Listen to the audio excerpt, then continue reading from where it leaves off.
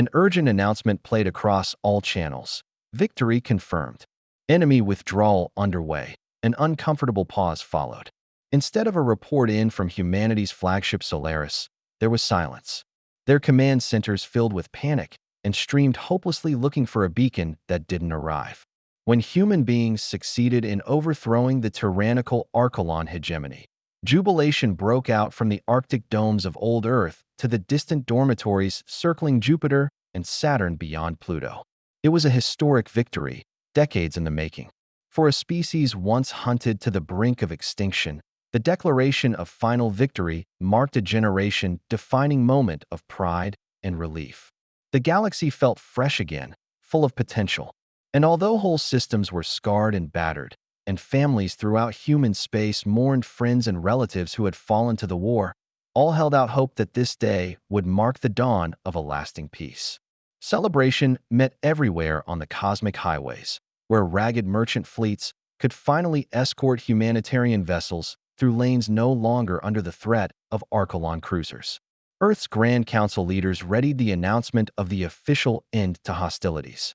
In a dramatic final offensive, the Terran fleet, led by the Solaris battleship, hammered at and shattered the remains of the Archelon armadas in a major engagement outside the frontier world of Kalinda Prime, and military high command hailed the success. The battle, by all accounts, had been won. It was later reported the flagship Archelon had been left a drifting husk. With the retreating enemy reinforcements gone, Kalinda Prime was liberated. Humanity's fleet had been battered but remained intact. But as the jubilant transmission streamed in, there was one glaring omission. Solaris, the shining symbol of the campaign, was missing.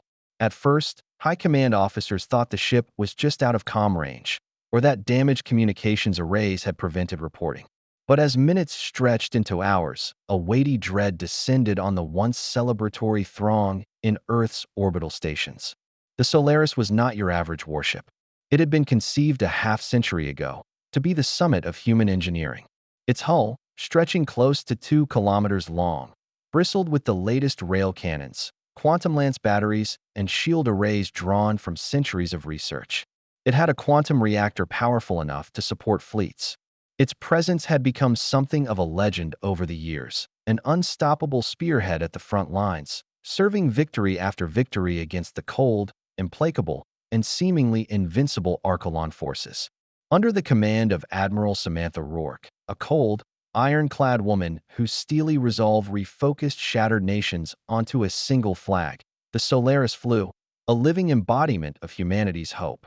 Admiral Rourke's fierce loyalty to her crew was as legendary as her genius on the battlefield.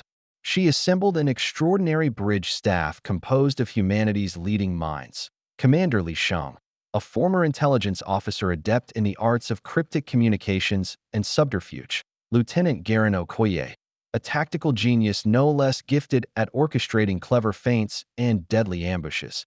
And Chief Engineer Drax Holloway, an eccentric prodigy tasked with maintaining quantum reactor stability under forces few had ever imagined, let alone experienced. Together, they were a force, or so everyone believed. When the Solaris went radio silent, the speculation began in earnest. Others said it had taken catastrophic damage, leaving it adrift, without even a distress beacon. Others suspected sabotage and cited the earlier attempts by Archelon infiltrators to destabilize Terran leadership. Even more bizarre theories posited that a hidden Archelon superweapon had somehow whisked the flagship away to some unspecified dimension. Yet these rumors were of little import without evidence. For now, Earth's Grand Council attempted to preserve the illusion of a decisive victory. They gave rousing speeches about charting a new future, unbound by the chains of fear. Meanwhile, the battered warships limped back to their docks across Earth, their captains swapping haunted accounts of the final battle's ferocity. All echoed the same refrain. You know, the Solaris was there one day, which dealt to the final blow, and gone the next. Across Sol System, anxious officers sat in command hubs over sensor logs. They found that barely a heartbeat after the Archelon flagship blew itself apart, a pulse of energy blasted outward, strong but short enough to generate electromagnetic interference across the star sector. It was there, in that ephemeral blind spot, that the Solaris dropped entirely off every readout.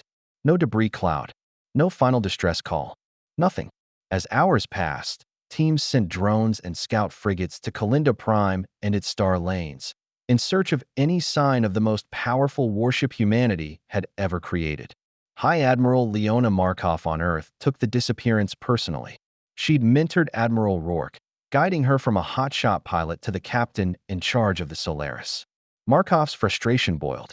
In public, she assured listeners that the freshly minted piece would not distract from the immediate task of finding their lost flagship and bringing it back.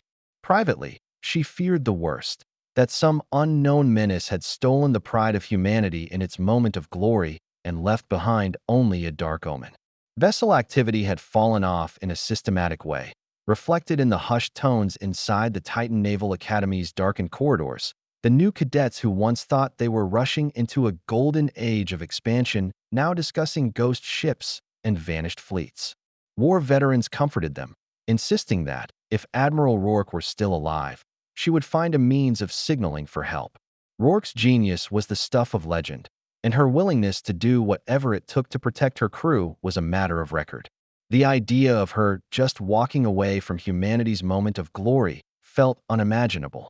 Even as new celebrations marked the final victory, a deep emptiness tinged the joy with a bitter taste. The global parades and official ceremonies across Earth felt inadequate, and throughout the Starnet, newscasters shared their feeds between coverage of the unified festivities and updates on the missing flagship.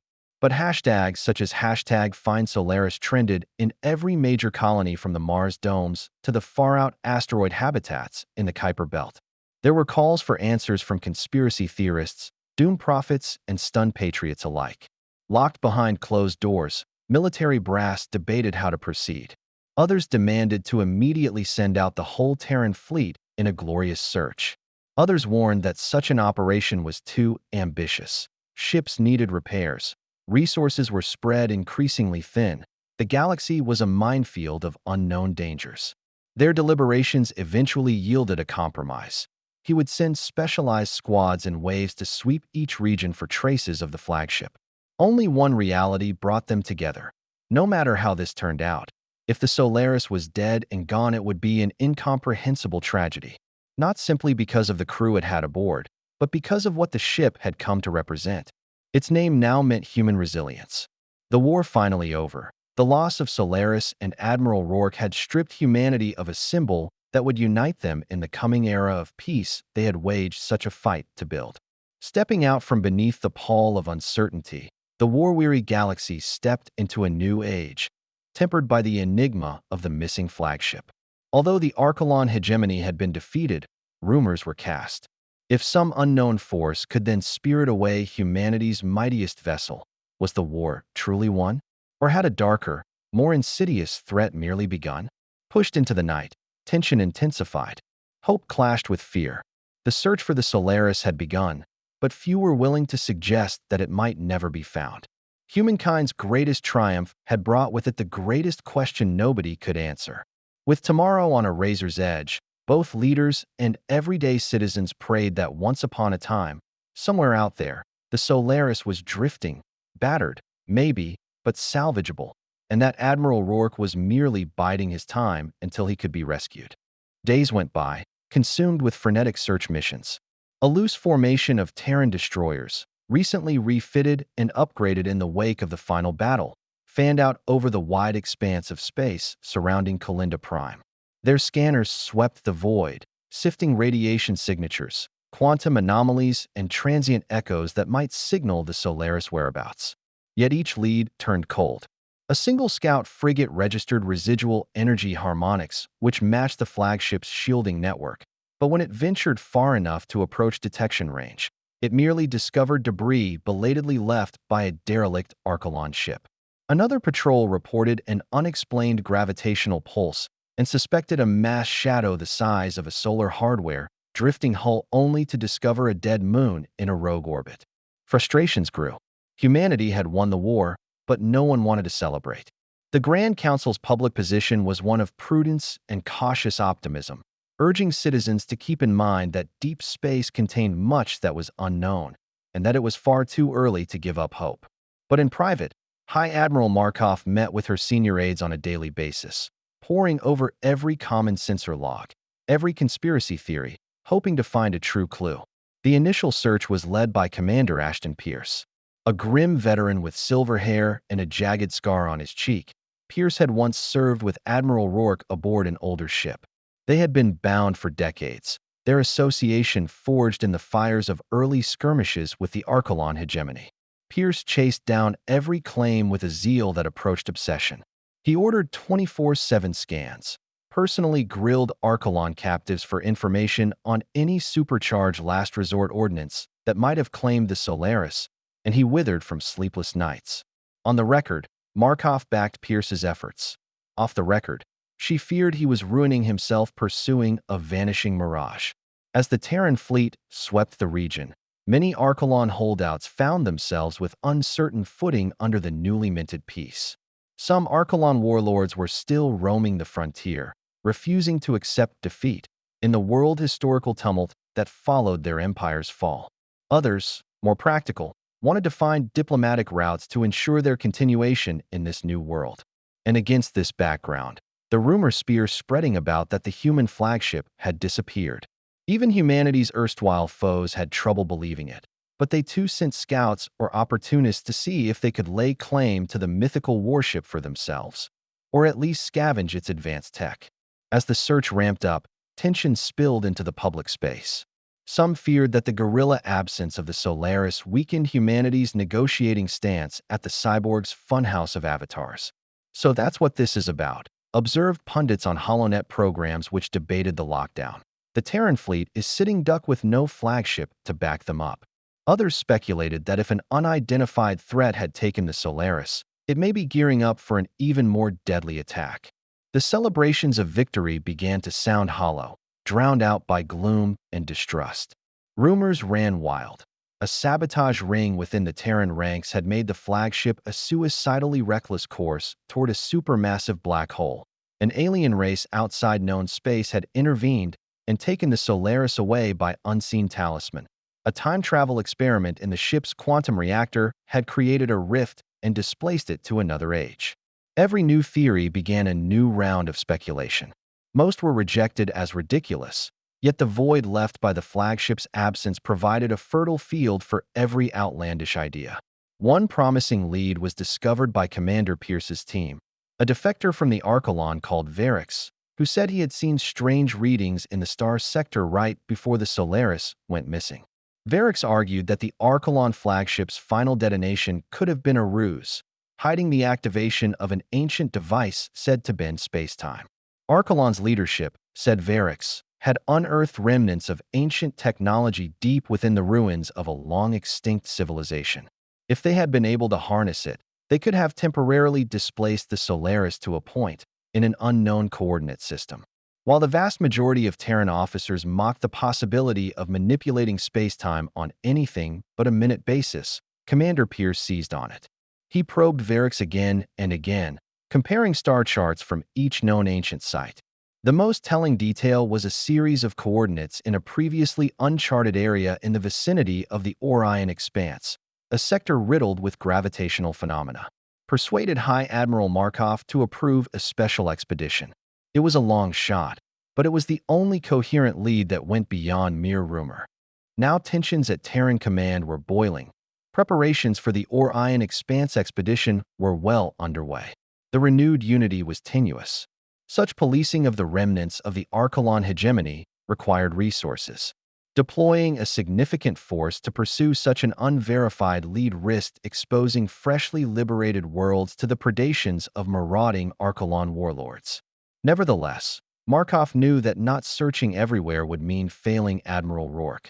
She gave Pierce the authority to command a task force of 3 ships, sufficient to meet moderate threats, but not so many that the Terran core was left in the void.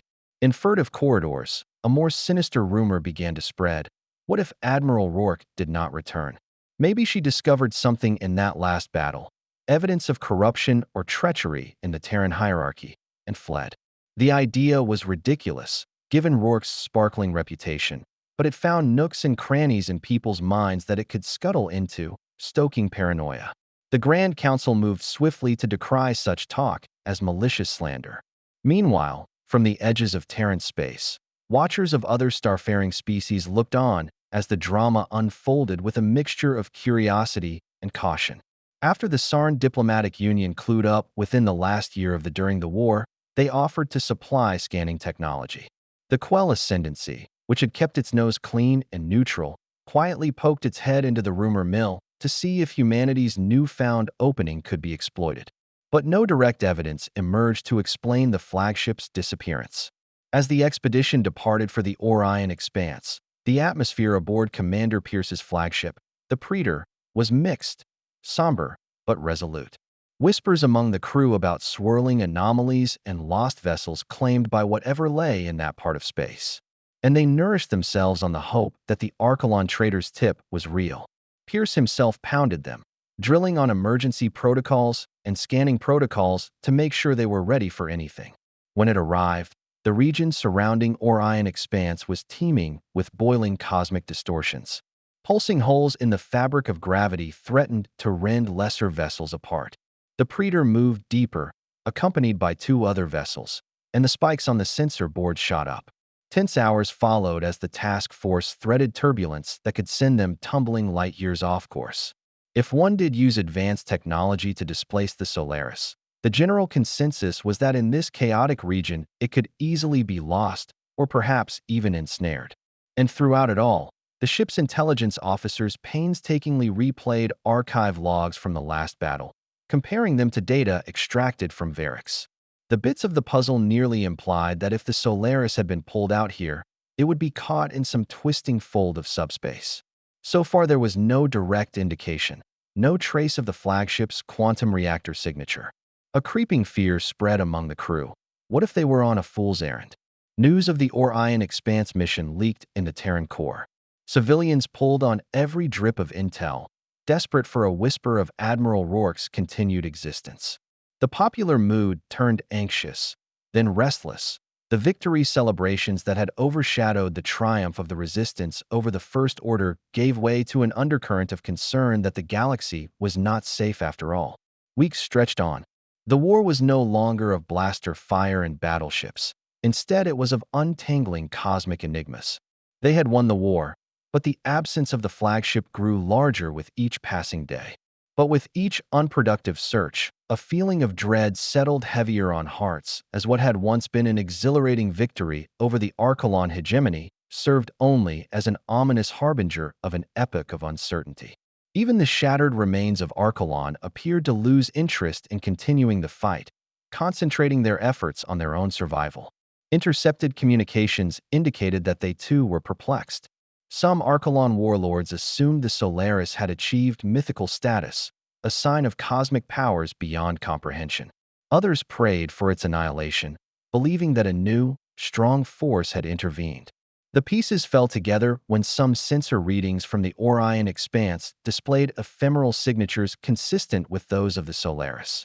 Every time the task force attempted to triangulate the signal, it moved or disappeared, providing only brief, insubstantial pieces of data. He felt haunted by the ghost of his friend and former mentor, Admiral Rourke. Sleep was gone, spending its time planning and wondering. Then, a few fail-safe beeps later, the Praetor received an encrypted message from an unidentified sender. Abandon your quest. The flagship is ours. Clumsy as it was, the threat still chilled the rest of the crew. It only raised more questions. This transmission that seemed to come from within the Orion Expanse. Who, in fact, purported to own the Solaris. But were they responsible for its vanishing? Or was this some elaborate ruse? So began a new era of tension, one without a clear enemy, no visible theater of conflict, only the nagging question. If the war had indeed been won, how could the greatest emblem of humanity have disappeared without a trace? The mix of rumors, cold scans, and now this enigmatic broadcast all indicated a war that wasn't hitting the brakes. It was a war for which victory could be neither assured nor precisely defined, a war against the unknown itself. The flicker of hope ignited unexpectedly when the Praetor picked up a weak signal carrying the same quantum encoding as had been used in Solaris comm systems. It had been a spark on the very fringes of sensor range, buried deep the most turbulent area of the Orion expanse, where gravitational rifts overlapped in an especially unpredictable manner. This was not just a random anomaly, it was an intentional broadcast. Commander Pierce launched his task force to investigate immediately. It was a dangerous journey to its source. The gravitational distortions became more intense. Collision alerts and dire predictions buzzed from the task force's navigational computers. There were metallic groans through hull plating as the vessels twisted through the hungry gravity wells. A great wave of churning dark energy, at one point, loomed large to crush the Predator, but at the last moment, the ship's lead navigator, Lieutenant Karis Quinn, executed an exquisite series of micro-jumps to stabilize the ship. Though exhausted and drained, the crew pushed on, buoyed by the realization that the faint signal was their best, actually, their only, clue so far. When they finally approached the source, the ship's sensors had difficulty penetrating a source of shimmering distortion. Commander Pierce ordered a slow approach, inch by inch, until the swirling energies parted enough to show a glimpse of battered hull plating.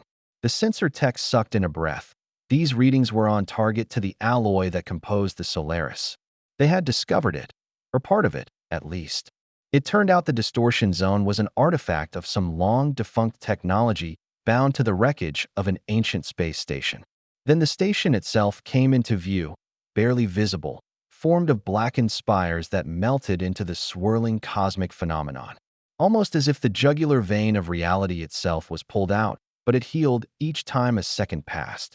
Pierce ordered the Predator to hold position, sending out a remote probe, despite the threatening atmosphere. Its data feed showed a silhouette of the Solaris, partially hidden or ensnared by strands of bright purple energy spilling from the station's spires. What appeared on the feed shocked them. The former pride of the fleet now appeared ravaged, its bow twisted, whole sections gone. The superstructure was twisted, as if wrenched in various directions simultaneously, but the ship's hull, its innards, mostly appeared intact.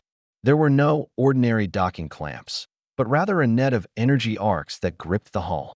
The rippling distortions could have been the station's attempt at harnessing the quantum reactor's workings or trying to repair its own eons-old systems. If so, it indicated the ephemeral signals that the Solaris was sending. Commander Pierce called the captains of the companion vessels to a strategy session. "We've located the Solaris, but it is on unstable ground," he said ominously, standing before a holographic projection of the swirling energies.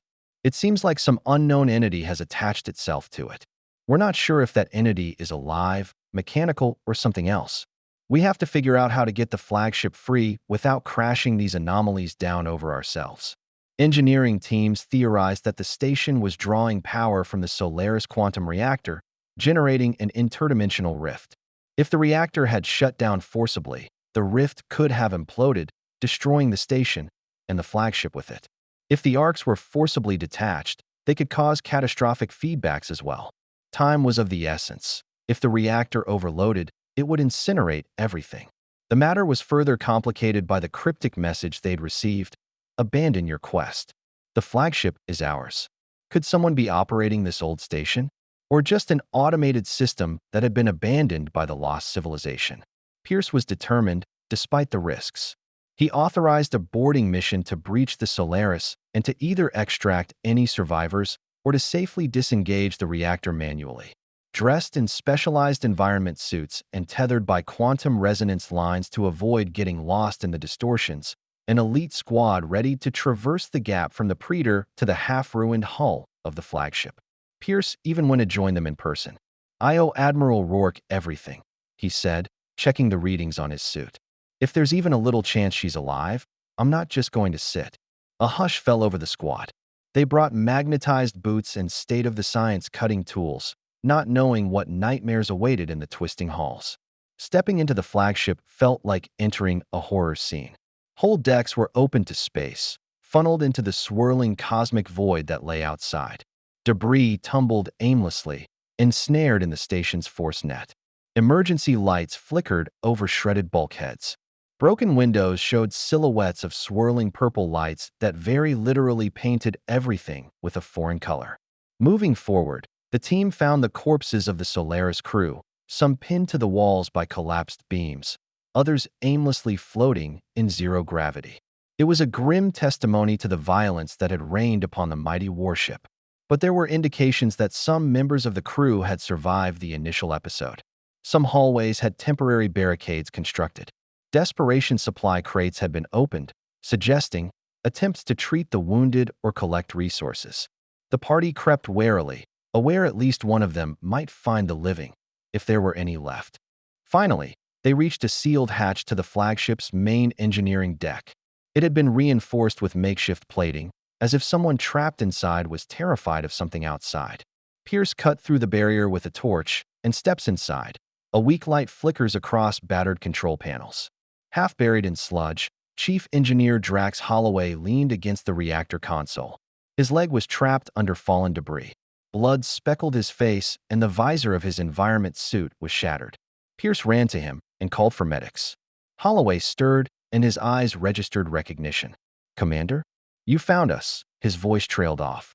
Where's the rest?" With the medic administering stabilizing drugs, Pierce bent to free Holloway's trapped leg. "We've come for everyone. Is Admiral Rourke?" Holloway grimaced with pain.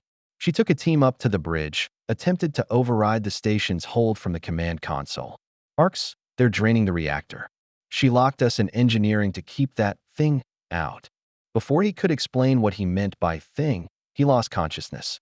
Spurred by new urgency, Pierce led the squad deeper, following the trail to the flagship's bridge.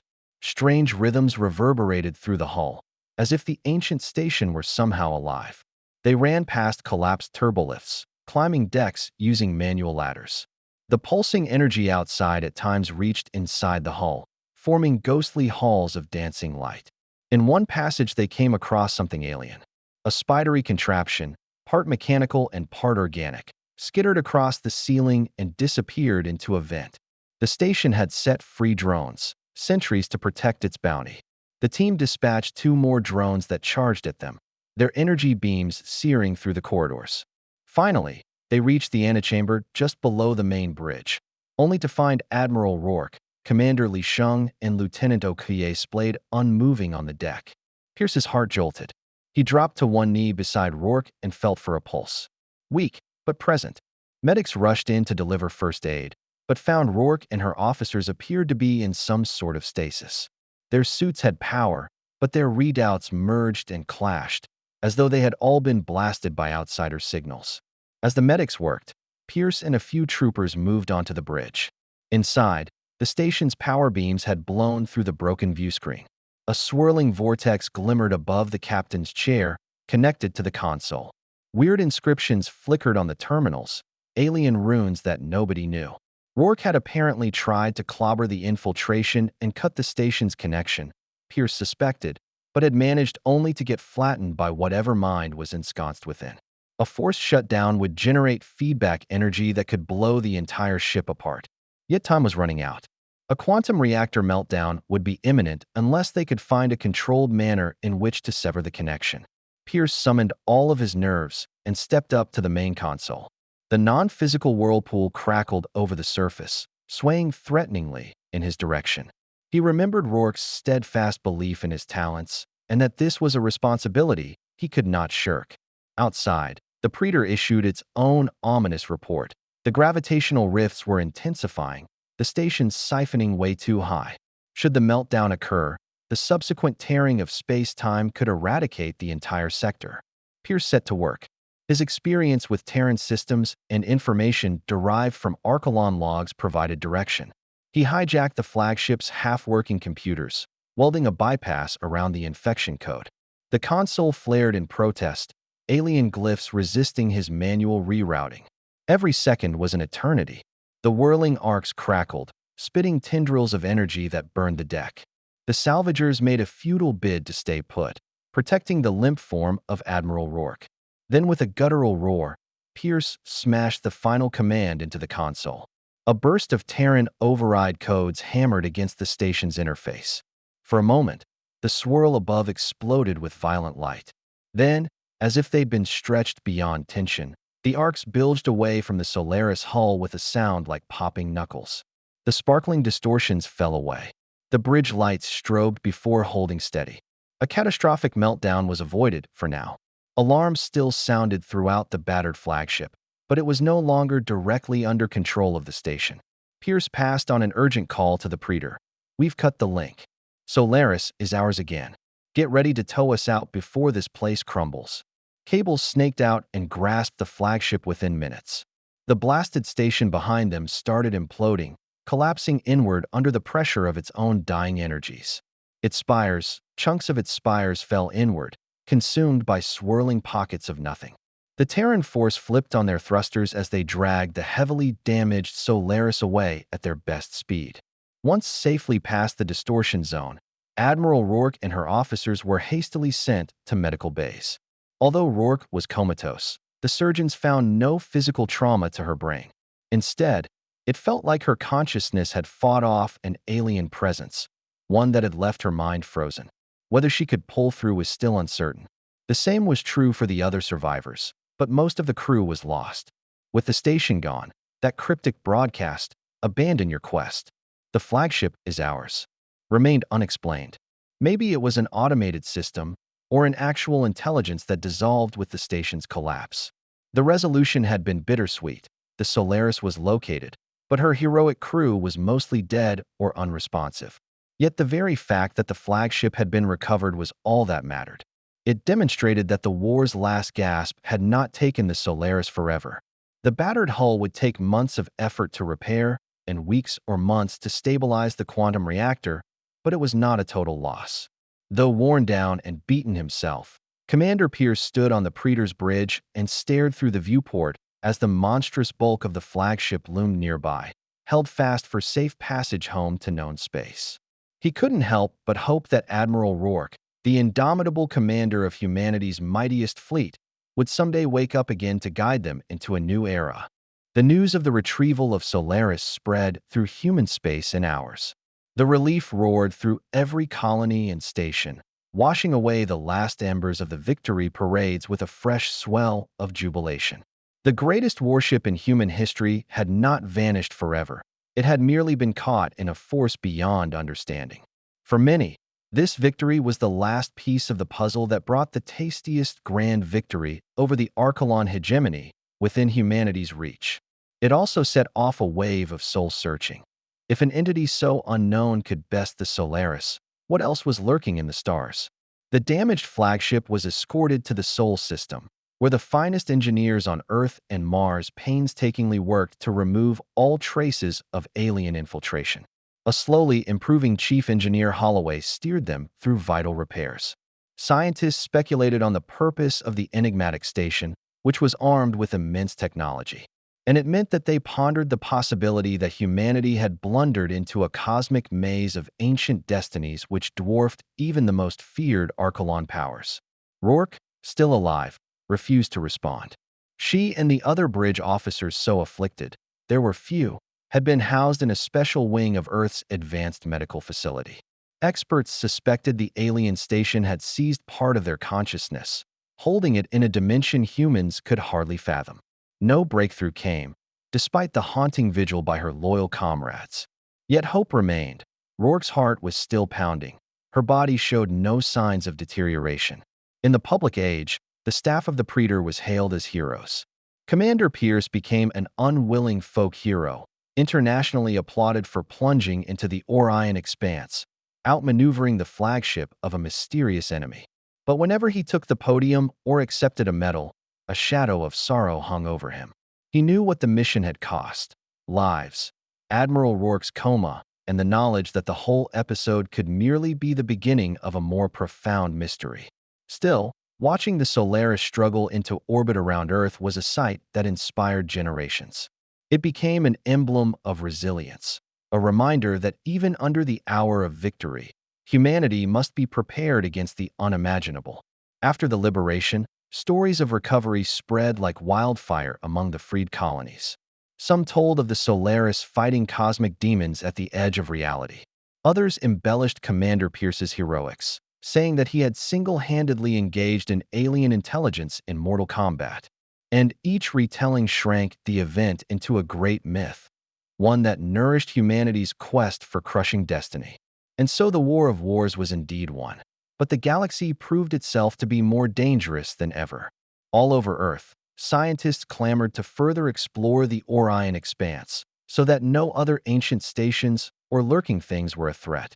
Old allies, the Sarn diplomatic unions offering cooperative research teams, while neutral species observed with caution that humanity's success at retrieval may be the precursor to reckless expansion of forbidden territories. And on the other side, the husk of the once pristine Solaris loomed atop the docks of the Terran shipyards, that vessel of legend only held to the docks by scaffolding and repair drones. Children who had been lulled to sleep hearing bedtime yarns of Admiral Rourke's daring do pressed their faces against observation windows, breath fogging the glass as they gazed at the battle's scars and their immediate aftermath. It was here, amid the whir of welding torches and the gentler sound of diagnostic signals beeping, that a new age of humanity was being born, an age not just forged in victory and war, but by the uncertain unknowns of those frontiers that lay beyond. As for Admiral Rourke herself, no one could know if or when she would ever so much as wake up again. High Admiral Markov came daily, reading extracts from the logs of the treaties around the newly forming cosmos, telling how the galaxy was beginning at last to knit itself back together. In Markov's imagination, Rourke's eyes would flutter open at the words, and she'd demand a status update on the war effort. Or perhaps she would just smile, glad to know Earth was okay. For now there was only silence in response. But hope and determination had seen humanity through darker days. The last question that reverberated throughout Terran space was if the Solaris would ever sail again.